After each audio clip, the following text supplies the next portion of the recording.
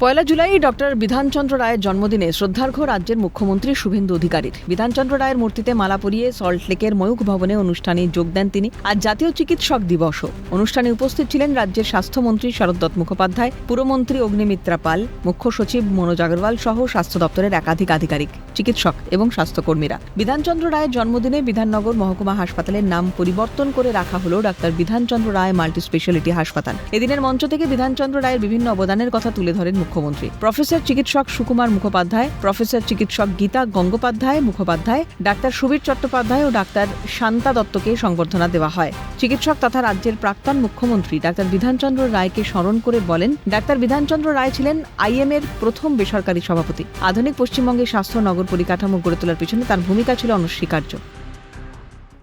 আমাদেরও ডক্টর বিধানচন্দ্র রায়ের কর্মকুশলতা, কাজের পদ্ধতি, একাগ্রতা, দায়বদ্ধতা, অর্জুনের লক্ষ্যভেদের মতো লক্ষ্য স্থির রেখে ব্যক্তি স্বার্থকে উপেক্ষা করে তার যে কর্মকুশলতা ছিল সেটা জানা উচিত এবং কিছুটা গ্রহণ করলেই এই রাজ্যের এবং দেশের মঙ্গল হতে পারে বলে আমি মনে করি।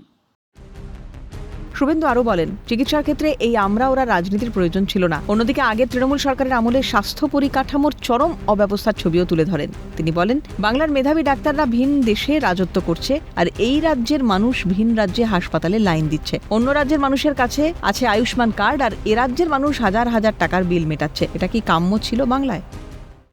এত দমন পীড়ন, এত আমরা ওরা,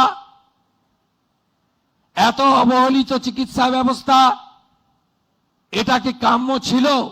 পাশে থাকা উত্তরপ্রদেশ, গুজরাটের লোকটাকে টাকা দিতে হচ্ছে না, আয়ুষ্মান ভারতের কার্ডটা দেখাচ্ছে, আর পশ্চিমবঙ্গের লোকটা, গরিব লোকটা ওর দিকে তাকিয়ে আছে করুণ দৃষ্টিতে, আর 12,000 টাকা, 14,000 টাকা, 18,000 টাকা পরীক্ষার বিল মিটাচ্ছে। এটাই কি বাংলায় কাম্য ছিল?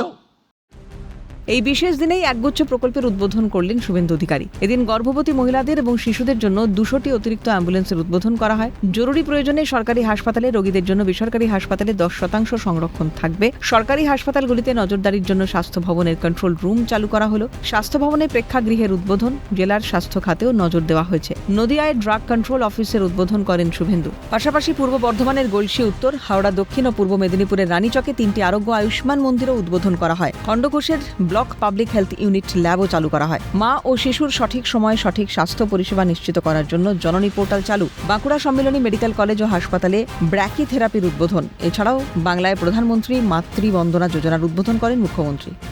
বিধাননগর মহকুমা হাসপাতাল তার নাম বদলে রাখা হলো ডক্টর বিধানচন্দ্র রায় মাল্টি স্পেশালিটি হাসপাতাল। পাশাপাশি মা ও শিশুর সঠিক সময়ে স্বাস্থ্য পরিষেবা নিশ্চিত করার জন্য জননী পোর্টালের আজকে উদ্বোধন করা হয়েছে। প্রধানমন্ত্রী মাতৃ বন্দনা যে যোজনা অর্থাৎ প্রকল্প, তারও আজকে উদ্বোধন হলো। মহান চিকিৎসক এবং প্রাক্তন মুখ্যমন্ত্রী ডক্টর বিধানচন্দ্র রায় জন্মদিবস ও প্রয়াণ দিবসে শ্রদ্ধা জানিয়ে সোশ্যাল মিডিয়ায় পোস্ট করেন মুখ্যমন্ত্রী। চিকিৎসক দিবসেও চিকিৎসকদের শুভেচ্ছা ও অভিনন্দন জানান। ক্যামেরায় জ্যাকি সিং, সুরজিৎ প্রামাণিকের সঙ্গে রেশমি দাস ও শান্তন ভট্টাচার্যের রিপোর্ট, ক্যালকাটা নিউজ।